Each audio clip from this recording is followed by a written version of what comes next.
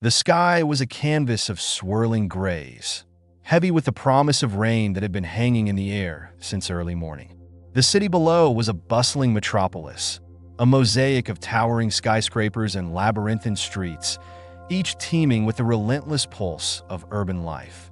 Amidst this concrete jungle, where the rush of human activity never seemed to wane, there existed small pockets of quietude, rare moments where the world seemed to pause, if only for a breath.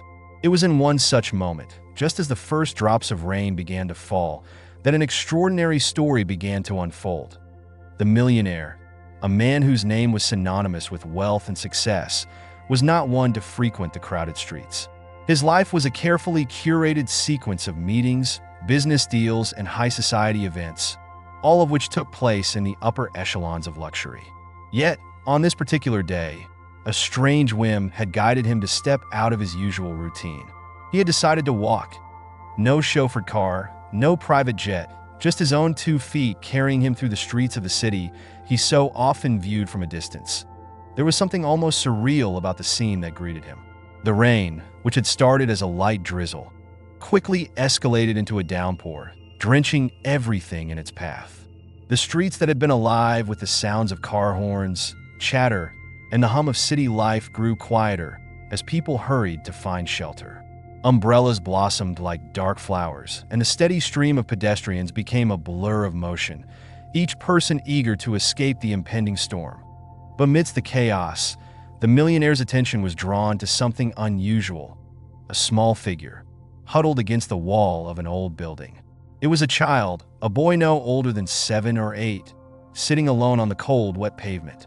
His clothes were soaked through, clinging to his frail frame, and his tiny hands were wrapped around his knees as if trying to make himself smaller, less visible.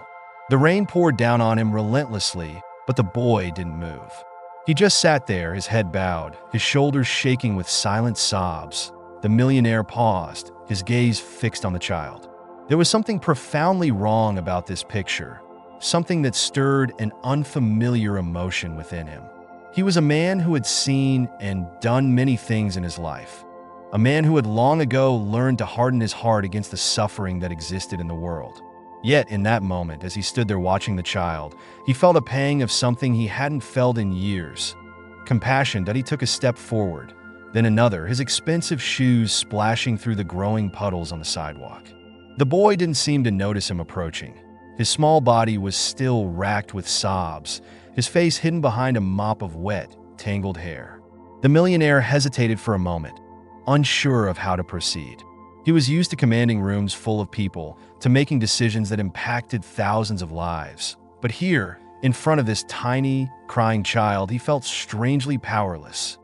"Hey, are you okay?" The words came out softer than he had intended, almost drowned out by the sound of the rain. The boy flinched at the sound of his voice, but he didn't look up. The millionaire crouched down, bringing himself to the child's level, and repeated his question. "Are you okay, son?" This time, the boy lifted his head slightly, just enough for the millionaire to catch a glimpse of his tear-streaked face. The sight tugged at something deep within him. The child's eyes were red and swollen from crying, and there was a look of such profound sadness in them that it took the millionaire's breath away. I'm okay," the boy whispered, though it was clear that he was anything but. His voice was shaky, barely audible, and it cracked with the weight of emotions he was struggling to keep in check. The millionaire wasn't convinced. He had spent years learning to read people, to see through the masks they wore, and he could tell that this child was hurting in a way that no child should ever have to. He felt a surge of protectiveness, a need to do something, anything, to ease the boy's pain. "What are you doing out here all alone?" he asked gently. "Where are your parents?"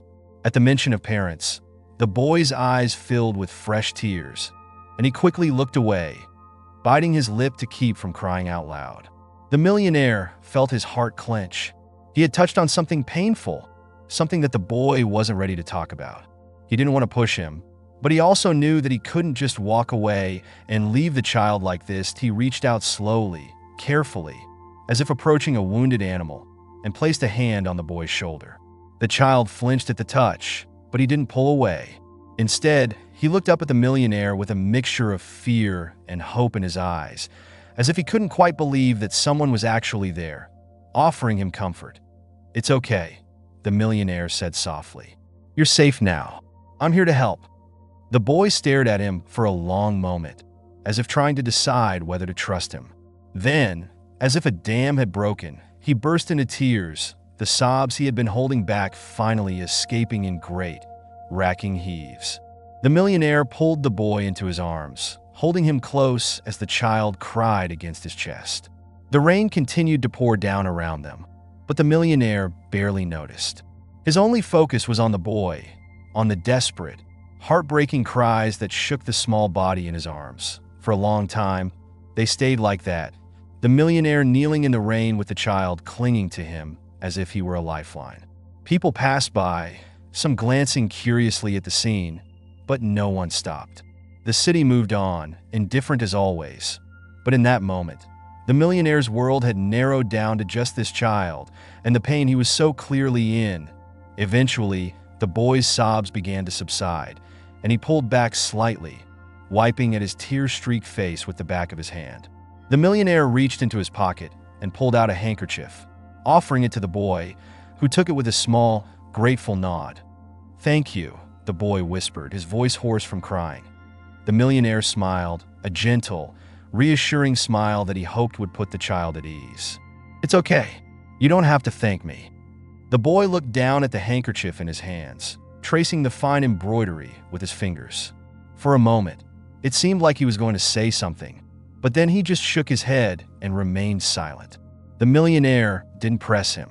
He could see that the child was still overwhelmed, still processing whatever it was that had driven him to sit alone in the rain. Instead, he decided to focus on something practical. "Are you hungry?" he asked. "Would you like something to eat?" The boy hesitated, then nodded slowly. The millionaire stood up, extending his hand to the child. "Come on then, let's get out of this rain and find somewhere warm where we can talk." The boy looked up at him, his eyes wide and searching, as if trying to gauge whether he could trust this stranger who had appeared out of nowhere. Finally, after what felt like an eternity, he reached out and took the millionaire's hand. Together, they walked down the street, the boy clinging tightly to the millionaire's hand as if afraid that he might disappear if he let go. The rain continued to fall, soaking them both to the skin, but neither seemed to notice. They were too focused on each other, on the strange bond that had formed between them in such a short amount of time, that as they walked, the millionaire couldn't help but wonder what had brought this child to such a desperate state. What kind of pain could drive a boy so young to sit alone in the rain, crying his heart out? He didn't know the answers, but he was determined to find out. And more than that, he was determined to help, to do whatever it took to make sure that this child never had to feel so alone again. The city continued to bustle around them, the rain-washed streets reflecting the lights of the towering skyscrapers above. But for the millionaire and the boy, the rest of the world had faded into the background. All that mattered now was the path ahead, and the journey they were about to embark on together. The sky had begun to darken, the clouds thickening as the rain continued to fall in sheets. The wind had picked up, whipping through the streets with a ferocity that sent people scurrying for cover. But the millionaire and the boy pressed on, their pace steady as they made their way through the city. The boy's small hand was still tightly clasped in the millionaire's larger one, and every now and then, he would glance up at the man, his eyes filled with a mixture of uncertainty and hope that as they walked, the millionaire's thoughts were a whirlwind of emotions. He had always prided himself on being a man of action, someone who could solve any problem with the right combination of money and influence. But this situation was different. This wasn't a business deal or a corporate takeover. This was a child, a vulnerable, frightened child who needed more than just material assistance. He needed care, understanding, and most of all, he needed someone to be there for him. The millionaire didn't know if he was the right person for the job, but he knew that he couldn't turn his back on the boy. Not now. Not after everything he had seen. There was something about this child that had struck a chord deep within him. Something that had awakened feelings he hadn't experienced in years.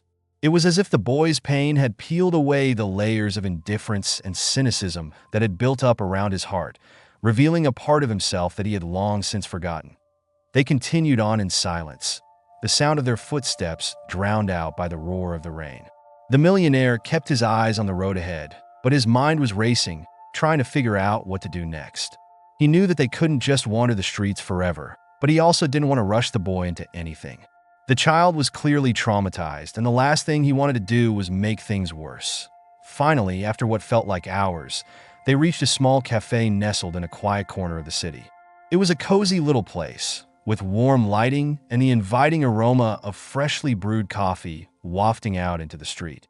The millionaire had passed by countless times before, but he had never bothered to go inside. Now, though, it seemed like the perfect place to take a break, to get out of the rain and give the boy a chance to warm up and gather his thoughts. He led the boy inside, the bell above the door chiming softly as they entered. The interior of the cafe was just as inviting as the exterior, warm and welcoming, with soft music playing in the background and a few patrons scattered around, sipping their drinks and chatting quietly.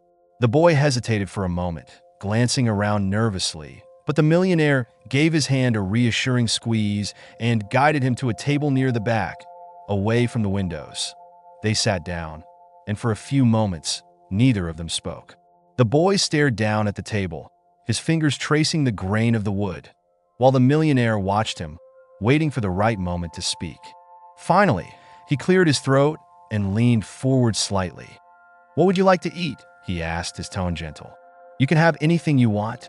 The boy looked up at him, his eyes wide with uncertainty. It was clear that he wasn't used to being given such choices, and for a moment, he seemed at a loss for words. Then, almost shyly, he whispered, "Just a sandwich, please. And maybe some hot chocolate?" The millionaire smiled and nodded. "Of course. I'll get that for you right away." He flagged down a waitress and placed their order, making sure to add a few extra items just in case the boy changed his mind and wanted something more. As they waited for the food to arrive, the millionaire tried to make small talk, asking the boy about school, his favorite hobbies, and anything else he could think of that might distract him from whatever was weighing so heavily on his mind. The boy answered in monosyllables, his voice barely above a whisper, but the millionaire didn't push. He could see that the child was still struggling with whatever had driven him to such a desperate state, and he didn't want to force him to talk before he was ready. When the food finally arrived, the boy seemed to relax a little, his eyes lighting up at the sight of the warm sandwich and steaming mug of hot chocolate.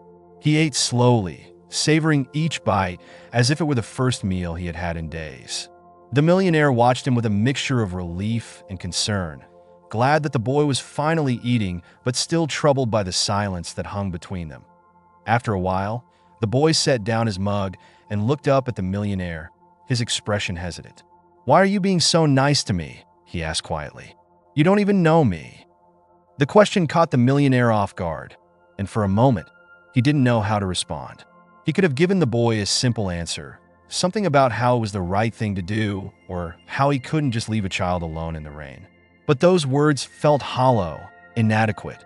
The truth was, he wasn't entirely sure why he had felt such a strong urge to help this particular child. All he knew was that something about the boy's sadness had struck a chord deep within him, something that had compelled him to act. Sometimes, he began slowly, choosing his words carefully. We meet people who remind us of something important, something we might have forgotten. And when that happens, we have to listen to our hearts and do what feels right. The boy stared at him, his brow furrowed in confusion, but there was also a flicker of understanding in his eyes.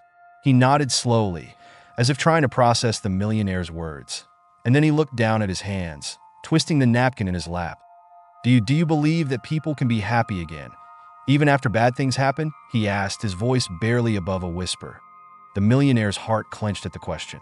He could hear the pain in the boy's voice, the deep-seated fear that happiness might be something forever out of reach. He didn't know what had happened to this child, but he could see that it had left deep scars, scars that might never fully heal. But he couldn't let the boy give up hope. He couldn't let him believe that happiness was something that could be taken away permanently. "Yes," he said firmly, meeting the boy's gaze. "I believe that people can find happiness again, no matter what they've been through. It might take time, and it might not be easy, but it's always possible. And you don't have to go through it alone. There are people who care about you, people who want to help." The city streets had never felt so alive, pulsating with the rhythm of life. as they did on that particular day. The rain had not let up. Instead, it seemed to intensify, as if the heavens were determined to cleanse the earth below. The wind howled through the alleys, carrying with it the scent of wet concrete and the distant murmur of the city's heartbeat.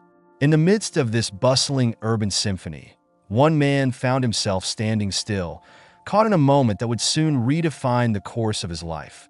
The millionaire, whose name was whispered with awe and admiration in the corridors of power, had never considered himself a man of sentiment. His world was one of numbers and negotiations, where decisions were made with cold, calculated precision, and emotions were considered liabilities. Yet, as he stood there in the rain, his expensive suit clinging to his body and his perfectly polished shoes now soaked, he was faced with a situation that no amount of wealth or influence could easily solve. But he had been on his way to an important meeting, one that could potentially close a multi-million-dollar deal. It was a typical day in his life, filled with appointments, calls, and the endless pursuit of more success, more power, more wealth. But something had drawn him off his usual path, a quiet intuition that had urged him to take a different route through the city. And that was when he saw the BYD first. He had merely glanced in the child's direction, barely registering the small figure huddled against the side of the building. But there was something in the boy's posture, the way he was curled in on himself, that made the millionaire stop in his tracks. It was as if time had slowed, the noise of the city fading into the background, leaving only the sound of the boy's quiet sobs echoing in his ears. The child looked so small, so fragile, sitting there on the wet pavement with his head bowed low. His clothes were drenched, clinging to his thin frame, and his dark hair hung in limp strands over his face. Every now and then, his shoulders would shake with silent sobs, the kind of sobs that spoke of deep, unspoken pain. The sight was enough to send a shiver down the millionaire's spine. Despite the warmth of the day, that he had always been a man of action, someone who prided himself on his ability to assess a situation and make quick, effective decisions. But now, as he stood there watching the boy, he found himself at a loss. What was he supposed to do? This was not a business deal he could close with a handshake and a signed contract. This was a child in pain, a human being in need. The millionaire took a tentative step forward, his heart beating faster than it had in a long time. He wasn't sure why he was so nervous. He had faced down boardrooms full of hardened executives, had negotiated deals that would make most men tremble. Yet here he was, hesitating to approach a child. Perhaps it was because this situation was so far outside his usual realm of experience. Or maybe it was because, deep down, he knew that once he involved himself, there would be no turning back. His footsteps were nearly silent on the wet pavement, but the boy still seemed to sense his approach. The child lifted his head slightly, revealing a pale, tear-streaked face. For a moment, their eyes met, and the millionaire felt a jolt of emotion that caught him off guard. There was something in the boy's gaze, a mix of fear, sadness, and something else, something that looked a lot like hope, that made the millionaire's breath catch in his throat, that he stopped a few feet away from the boy, not wanting to startle him. For a moment, he simply stood there, unsure of how to begin. What was the right thing to say in a situation like this? He had no idea. He had never been good with children, had never really had much cause to interact with them. His world was one of adults, of hard deals and harder men. But now, faced with this child's suffering, all of that seemed so distant, so insignificant. "Hey," he said finally, his voice soft and tentative. "Are you okay?" It was a stupid question. Of course the boy wasn't okay. But it was all the millionaire could think to say. The boy didn't respond at first. He just stared at the millionaire with wide, frightened eyes, his body tensed as if ready to bolt at any moment. The millionaire felt a pang of guilt, wondering if he had made a mistake by approaching. But then, slowly, the boy shook his head. "No," he whispered, his voice barely audible over the sound of the rain. "I'm not okay." The simplicity of the boy's response hit the millionaire like a punch to the gut. There was no pretense, no attempt to hide his pain behind a mask of bravery. The boy was hurting, and he was not afraid to admit it. It was a stark contrast to the world the millionaire was used to, where showing weakness was akin to signing your own death warrant. For a moment, the millionaire was at a loss for words. He He wanted to help, but he didn't know how. He had spent his life solving problems with money, but this was not something that could be fixed with a checkbook. This was a child who needed something more, something that the millionaire wasn't sure he could give. But he had to try.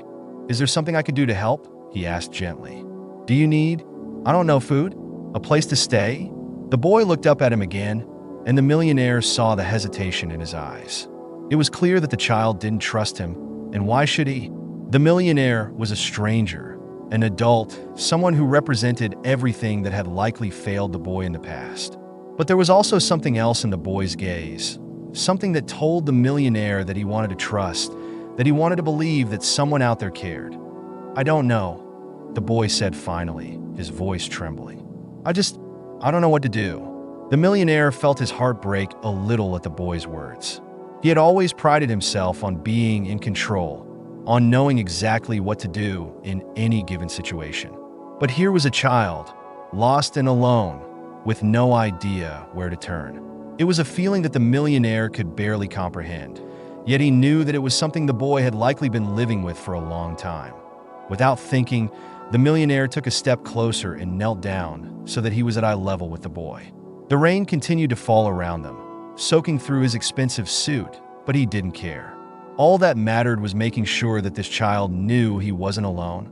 "Hey," he said softly, reaching out to gently place a hand on the boy's shoulder. "It's okay. You don't have to figure everything out right now. Let's just start with the basics, okay? Are you hungry?" The boy nodded slowly, his eyes never leaving the millionaire's face. There was something about the man's presence that seemed to calm him, to make him feel a little less afraid. The millionaire's touch was warm and steady, a reassuring anchor in the storm of emotions that had been raging inside him for so long. "Okay," the millionaire said with a small smile. "Let's get you something to eat, and then we'll figure out what to do next. How does that sound?" The boy hesitated for a moment, then nodded again. It was a small, tentative movement, but it was enough to make the millionaire's heart lift with a mixture of relief and determination. He wasn't sure what had led him to this child, but now that he was here, he was going to do everything in his power to help. The millionaire stood up, offering his hand to the boy. For a moment, the child just stared at it, as if unsure whether to take it. But then, slowly, he reached out and grasped the millionaire's hand with his small, trembling fingers. The millionaire gave his hand a gentle squeeze, offering what comfort he could. "Come on," he said softly. "Let's get out of the rain." They began to walk, the millionaire keeping his pace slow so that the boy could keep up. The rain was still coming down in sheets, but the millionaire hardly noticed. His mind was focused on the boy, on the way his small hand felt in his own, on the way he seemed to be clinging to him as if he were a lifeline. The boy didn't say much as they walked, and the millionaire didn't push him to talk. He could tell that the child was still processing everything, still trying to come to terms with whatever had brought him to this point. The millionaire wished he could do more, wished he could take away the pain that was so clearly etched on the boy's face. But for now, all he could do was offer his presence, his support, and hope that it was enough. They reached a small diner at the corner of the street, its neon sign flickering dimly in the rain. The place was a far cry from the upscale restaurants the millionaire was used to, but it was warm and dry, and that was all that mattered right now. He led the boy inside, the bell above the door chiming softly as they entered. The diner was nearly empty, with only a few patrons scattered around, sipping their coffee and staring out at the rain. The waitress behind the counter looked up as they entered, her eyes widening slightly at the sight of the drenched millionaire and the small, shivering boy at his side. But she didn't ask any questions. She simply nodded in their direction and gestured to a booth near the back. The millionaire led the boy to the booth, helping him slide into the seat before taking his place across from him. The boy was still shivering, his wet clothes clinging to his thin frame, and the millionaire felt a surge of protectiveness wash over him. He signaled to the waitress, who quickly brought over a couple of towels and a steaming mug of hot chocolate. "Here," the millionaire said, handing the boy one of the towels. "Let's get you dried off a bit." The boy took the towel with a small, grateful smile and began to rub his hair dry. The millionaire watched him, noting the way the child's movements were still slow and hesitant, as if he was afraid that this moment of kindness might be snatched away at any moment. It broke his heart to see such fear in someone so young. The waitress returned a few moments later with a menu, but the millionaire waved it away. "Just bring him something warm and filling," he said, his voice gentle but firm. "Whatever you think a kid would like." The waitress nodded and hurried off to the kitchen, leaving the millionaire and the boy alone once more. The boy was still working on drying himself off, his focus on the towel as if it were the most important task in the world. The millionaire didn't push him to talk. He could tell that the child was still struggling with everything that had happened. Instead, he simply sat there, offering the boy a reassuring presence. He wasn't sure what he was supposed to do next, wasn't sure how to navigate this unfamiliar territory. But he knew that he couldn't just walk away, couldn't leave this child to fend for himself. Something deep inside him told him that this boy needed him, and he was determined to be there for him, no matter what. The food arrived a short while later, a plate of hot, steaming pancakes with a side of bacon and eggs. The boy's eyes lit up at the sight of the food, and the millionaire felt a small surge of satisfaction at the sight. It wasn't much, but it was something that could make the boy's day a little brighter, if only for a moment. "Go ahead," the millionaire said with a smile. "Eat as much as you want." The boy hesitated for a moment, as if unsure whether it was really okay. But then he picked up the fork and took a tentative bite. The millionaire watched as the boy's expression softened, the warmth of the food slowly melting away some of the tension that had been weighing on him. They ate in silence for a while, the only sound the clinking of silverware and the distant murmur of conversation from the other patrons. The millionaire kept his eyes on the boy, watching for any signs of distress or discomfort. But as the boy continued to eat, his movements became more relaxed, more confident. It was as if the simple act of eating a warm meal in a safe place was beginning to restore some of the boy's lost sense of security. Finally, when the boy had finished his meal, he looked up at the millionaire with a shy, uncertain smile. "Thank you," he said quietly, his voice filled with genuine gratitude. "For everything." The millionaire felt a lump form in his throat at the boy's words. He had done so little, and yet it seemed to mean so much to this child. It was a humbling realization, one that made him question so much about the life he had been living. What had he been doing all these years, chasing after wealth and power, when there were children like this boy out there, needing nothing more than a warm meal and a kind word? "You're welcome," he replied softly, his voice thick with emotion. "But you don't need to thank me. I'm just glad I could help." The boy nodded, but his smile faded slightly as he looked down at the table. "I don't know what to do next," he admitted, his voice barely above a whisper. "I don't know where to go." The millionaire's heart ached at the boy's words. He could hear the fear in the child's voice, the uncertainty of someone who had been left adrift in a world that seemed too big, too overwhelming. He wanted to tell the boy that everything would be okay, that he would take care of him, but he knew that it wasn't that simple.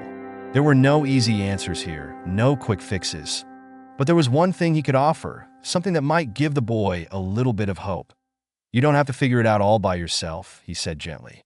"I'm here to help you, and we'll figure it out together. You don't have to go through this alone." The boy looked up at him, his eyes wide with a mixture of hope and disbelief. "You really mean that?" he asked, his voice trembling slightly. "You'll help me?" The millionaire nodded, his resolve hardening. "Yes, I'll help you. I don't know what the future holds, but I promise you this. I won't let you go through it alone." The boy stared at him for a long moment, as if trying to decide whether he could really trust this man, this stranger who had appeared out of nowhere and offered him kindness. But then, slowly, he nodded, a small, tentative smile tugging at the corners of his mouth. "Okay," he said softly. "I'll trust you." The millionaire felt a surge of emotion at the boy's words. It was a simple statement, but it carried so much weight, so much meaning. This child, who had been so lost and alone, was willing to place his trust in him. It was a responsibility that the millionaire did not take lightly, and he knew that he would do everything in his power to live up to it. As they sat there in the warm, cozy diner, the rain still falling steadily outside, the millionaire felt a strange sense of peace settle over him. He didn't know what the future held, didn't know what challenges they would face in the days to come. But he did know one thing. He had made a promise, and he intended to keep it. For the first time in a long time, The millionaire felt like he was exactly where he was meant to be. Diner was quiet, a haven from the rain that still beat relentlessly against the windows. The world outside seemed distant, muffled by the steady drumming of water on glass and the soft hum of the fluorescent lights above. Inside, the warmth of the small eatery wrapped around the millionaire and the boy like a comforting embrace, shielding them from the storm that raged just beyond the door. The boy sat across from the millionaire, his small hands wrapped around the mug of hot chocolate that had long since cooled. His eyes, still red from crying, flickered uncertainly between the tabletop and the man sitting across from him. There was something in his gaze, something heavy, like a secret too big for his small frame to carry, that made the millionaire's heart tighten with a mixture of concern and curiosity. The boy had eaten his fill, and for a while, they had sat in companionable silence, the quiet between them filled with unspoken understanding. But now, as the moments stretched on, the tension in the boy's posture became more pronounced. His shoulders were hunched, his grip on the mug a little too tight, as if he were trying to ground himself, to find some sort of anchor in the midst of whatever storm was brewing inside him. The millionaire watched him carefully, his instincts telling him that something was wrong. He had spent years honing his ability to read people, to discern what they were thinking, feeling, even when they tried to hide it. It was a skill that had served him well in the boardroom, where reading the subtle cues of his opponents could mean the difference between closing a deal and losing it. But this was different. This was a child who had already been through more than most adults could endure. And the millionaire knew that whatever the boy was struggling with, it was something that needed to be handled with care. The boy's eyes darted up to meet the millionaire's for a brief second, and in that moment, the millionaire saw something that made his breath catch. It was fear, raw, unfiltered fear, and it was laced with something else, something that looked a lot like shame. The millionaire felt a pang of worry. What could possibly have happened to this boy to make him look so frightened, so guilty? He knew he had to be careful, that pushing too hard could send the boy retreating back into himself. But he also knew that whatever was weighing on the child's mind was something that needed to be brought to light. The millionaire took a deep breath, steeling himself for what might come next. "You know," he began softly, trying to keep his tone as gentle and non-threatening as possible, "you don't have to keep everything bottled up inside. If there's something you want to talk about, I'm here to listen." The boy's grip on the mug tightened even further, his knuckles turning white. He didn't respond right away, his gaze once again fixed on the table. The millionaire could see the internal battle playing out in the child's mind, the fear of revealing whatever it was he was hiding, warring with the desperate need for someone to share his burden. After what felt like an eternity, the boy finally spoke, his voice barely more than a whisper. "You won't get mad?" The question was so quiet, so filled with uncertainty and fear, that it nearly broke the millionaire's heart. He leaned forward slightly, trying to catch the boy's eye. "I promise I won't get mad," he said softly.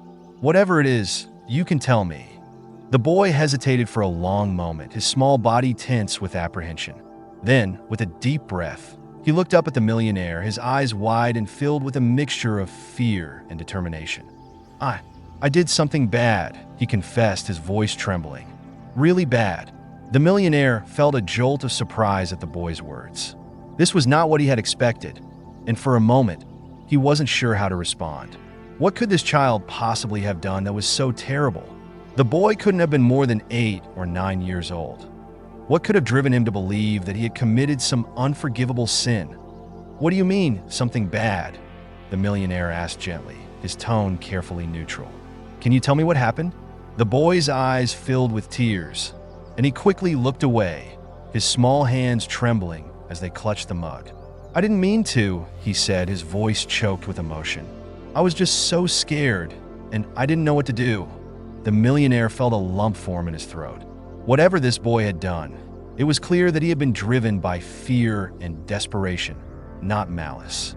He could see that the child was struggling to get the words out, that the weight of his guilt was crushing him. The millionaire wanted nothing more than to reach out and pull the boy into a comforting embrace, to tell him that everything would be okay. But he knew that the boy needed to get this out, needed to speak the words that had been haunting him. "It's okay," the millionaire said softly, trying to soothe the boy's fears. "You're safe here." Whatever happened, we can figure it out together. Just take your time and tell me what's been bothering you." The boy's breath hitched as he tried to hold back his tears, but it was a losing battle. He wiped at his eyes with the back of his hand, his small body trembling with the effort of keeping himself composed. I hurt someone," he finally whispered, his voice so quiet that the millionaire had to lean in to hear him. The words hung in the air between them, heavy and charged with emotion. The millionaire felt his heart skip a beat as the boy's confession sank in. This was more serious than he had anticipated, and he knew that he had to tread carefully. He had to find out what had happened, but he also had to be mindful of the boy's fragile emotional state. "You hurt someone?" the millionaire repeated, his tone gentle and non-judgmental. "Can you tell me what happened?" The boy's face crumpled as he nodded, tears streaming down his cheeks.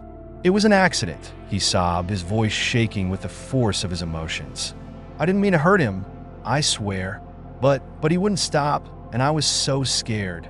The millionaire's mind raced as he tried to piece together what the boy was saying. "Who wouldn't stop?" he asked carefully. "What were you scared of?" The boy's sobs intensified, and he buried his face in his hands, his small body shaking with the force of his grief. "He was so mean," the boy cried, his voice muffled by his hands. "He kept yelling at me, and I didn't know what to do. I just wanted him to stop." The millionaire felt a cold knot of dread settle in his stomach. Whoever this person was, it was clear that they had terrified the boy, had pushed him to the breaking point. The thought of someone hurting this child, of making him feel so scared and powerless, filled the millionaire with a surge of protective anger. Hey, the millionaire said softly, trying to calm the boy. "It's okay. You're safe now. No one is going to hurt you here." The boy slowly lowered his hands, his tear-streaked face filled with a mixture of guilt and fear. "But I hurt him," he whispered, his voice filled with a deep sense of shame. "I pushed him, and he fell, and he hit his head." The millionaire's heart skipped a beat as the boy's words sank in. This was worse than he had feared. The boy had been pushed to the point where he had lashed out in self-defense, and now he was carrying the weight of what had happened. The millionaire felt a surge of sympathy for the child. He could see that the boy had been driven to this by fear, not malice, and that the guilt was eating him alive. "You were scared," the millionaire said gently, trying to reassure the boy. "You didn't mean to hurt him, did you?" The boy shook his head vehemently, his eyes filled with tears. "No, I just wanted him to stop yelling at me. I didn't want to hurt him." The millionaire nodded, his heart aching for the child. He could see that the boy was struggling to come to terms with what had happened, that he was overwhelmed by the guilt and fear that had been gnawing at him. The millionaire knew that he had to be careful with his next words, that he had to find a way to help the boy without making him feel worse. "Listen to me," the millionaire said softly, reaching out to gently take the boy's hand. "What happened was an accident. You didn't mean for it to happen, and you didn't know what else to do. That doesn't make you a bad person." The boy looked up at him, his eyes wide and filled with a mixture of hope and doubt. "But I hurt him," he whispered, his voice trembling. "What if he's really hurt? What if?" The millionaire squeezed the boy's hand gently, trying to offer what comfort he could. "We don't know that for sure," he said softly. "And even if he is hurt, that doesn't mean it's all your fault. You were trying to protect yourself, and sometimes, when we're scared, we do things we don't mean to do." The boy seemed to consider this for a moment, his tears still flowing freely. "But what if he's really mad at me? What if he comes after me?" The millionaire felt a surge of protectiveness at the boy's words. The idea of someone coming after this child, of making him feel even more scared and vulnerable than he already did, filled him with a deep sense of anger. He knew that he couldn't let that happen, that he had to find a way to protect the boy from whatever danger he was facing. "You don't have to worry about that," the millionaire said firmly, his voice filled with quiet determination. "I'm here now, and I'm going to make sure that you're safe. No one is going to hurt you while I'm around." The boy looked up at him, his tear-streaked face filled with a mixture of relief and disbelief. "You really mean that?" he asked softly, his voice trembling with hope. "You'll protect me?" The millionaire nodded, his resolve hardening. "Yes, I'll protect you," he said firmly. "I don't know what's going to happen next, but I promise you this. I won't let anything bad happen to you." The boy stared at him for a long moment, as if trying to decide whether he could really trust this man, this stranger who had appeared out of nowhere and offered him kindness. But then, slowly, he nodded, a small, tentative smile tugging at the corners of his mouth. "Okay," he said softly. "I'll trust you." The millionaire felt a surge of emotion at the boy's words.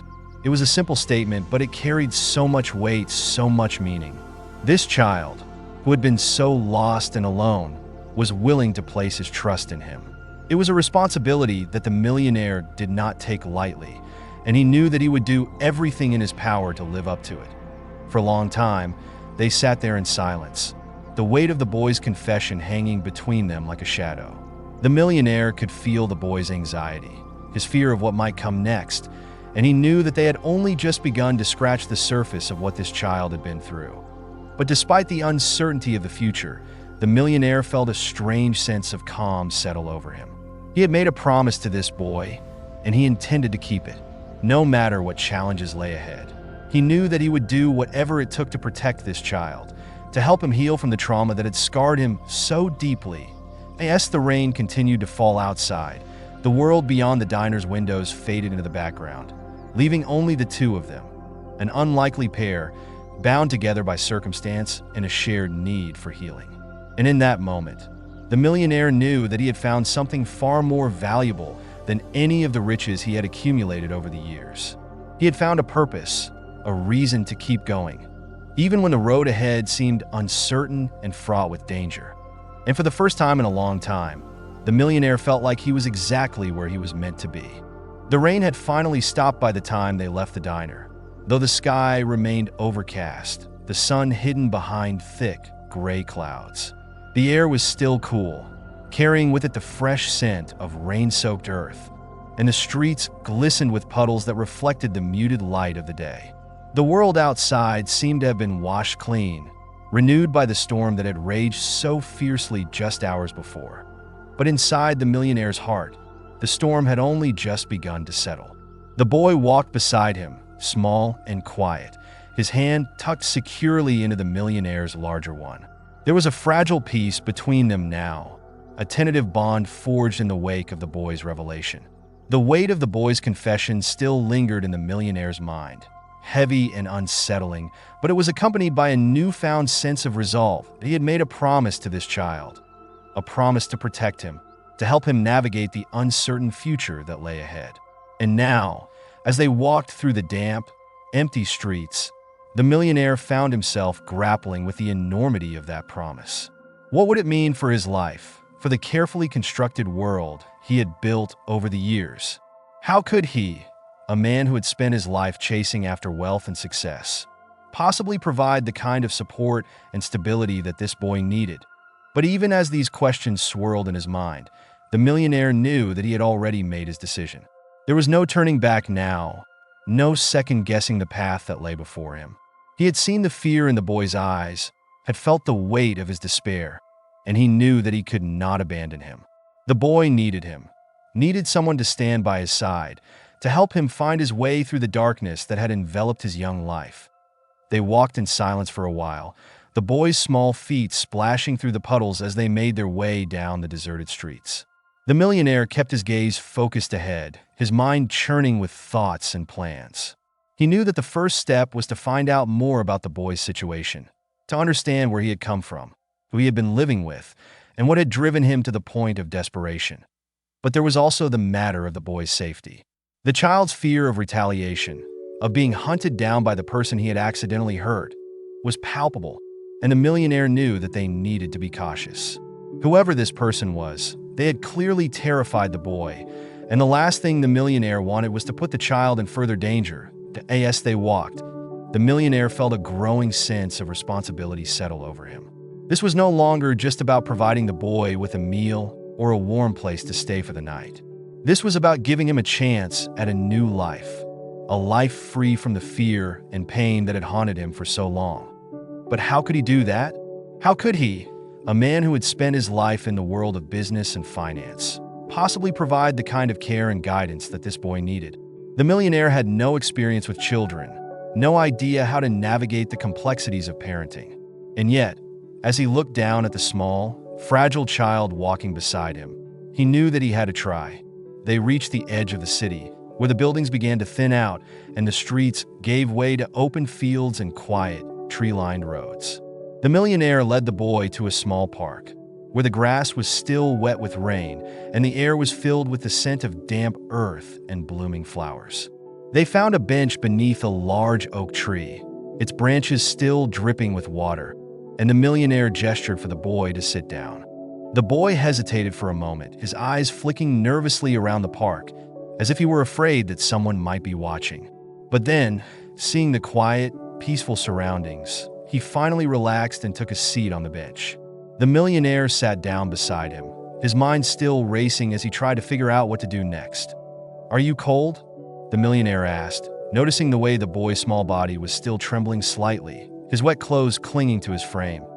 The boy shook his head, though he pulled his jacket tighter around himself, as if seeking comfort in its warmth. "I'm okay," he said softly, his voice barely audible. The millionaire nodded, though he wasn't entirely convinced. The boy had been through so much, and it was clear that he was still struggling to come to terms with everything that had happened. But there was a resilience in him too, a quiet strength that the millionaire couldn't help but admire. Despite everything, the boy was still here, still holding on. For a long time, they sat in silence. The only sound the occasional drip of water from the oak tree's branches and the distant chirping of birds. The millionaire watched the boy out of the corner of his eye, noting the way he seemed to be lost in thought, his brow furrowed in concentration. He wanted to ask the boy more questions, to learn more about his past and the events that had led him to this point, but he knew that now was not the time to press him. Instead, the millionaire decided to focus on the practical matters at hand. They needed to find a place to stay for the night, somewhere safe and warm where they could regroup and figure out their next steps. The millionaire's mind quickly ran through a list of possibilities: hotels, motels, perhaps even a rental property he owned on the outskirts of the city. But each option came with its own set of complications, and he knew that they needed to be careful to avoid drawing too much attention to themselves. Finally, he decided on a small bed and breakfast he knew of, tucked away in a quiet part of town. It was run by an old friend of his, someone he trusted implicitly, and he knew that they would be safe there, at least for the time being. "Come on," the millionaire said, rising to his feet and holding out his hand to the boy. "I think I know a place where we can stay for the night." The boy looked up at him, his eyes wide and filled with a mixture of curiosity and apprehension. But after a moment's hesitation, he reached out and took the millionaire's hand, allowing himself to be led away from the park and back toward the city. The bed and breakfast was a small, cozy place, nestled among a row of old, ivy-covered houses. The building itself was charming, with its brick facade and large, bay windows that looked out onto a quiet, tree-lined street. The millionaire's friend, a kind-hearted woman in her 60s, greeted them warmly at the door, her eyes filled with concern as she took in the sight of the bedraggled boy at the millionaire's side. She didn't ask any questions, though the millionaire could see the curiosity in her gaze. Instead, she simply nodded and led them inside, showing them to a small, comfortable room on the second floor. The room was simple but inviting, with a large, soft bed covered in a quilted blanket and a window that overlooked the garden below. The boy looked around the room, his eyes wide with wonder, as if he had never seen such a place before. "This is where you'll stay tonight," the millionaire said gently, watching the boy's reaction. "You'll be safe here."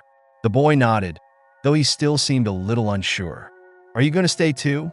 he asked, his voice filled with a hint of anxiety. The millionaire smiled and nodded. "I'll be right here," he said, gesturing to the small armchair in the corner of the room. "You don't have to worry about a thing." The boy seemed to relax a little at that, though there was still a lingering tension in his posture. The millionaire could see that the child was exhausted, both physically and emotionally, and he knew that the best thing for him right now was some rest. "Why don't you get some sleep?" the millionaire suggested, his voice gentle. "You've had a long day, and you need to rest." The boy hesitated for a moment, as if unsure whether it was really okay to let his guard down. But then, with a small nod, he climbed onto the bed, curling up under the warm blanket. The millionaire watched as the boy's eyes slowly began to close, his breathing evening out as sleep finally claimed him. For a long time, the millionaire sat in the armchair, watching the boy sleep. His mind was still racing, filled with thoughts of what the future might hold. He knew that this was just the beginning, that they still had a long road ahead of them. But as he looked at the peaceful expression on the boy's face, he felt a deep sense of calm settle over him. He had made his decision. There was no turning back now.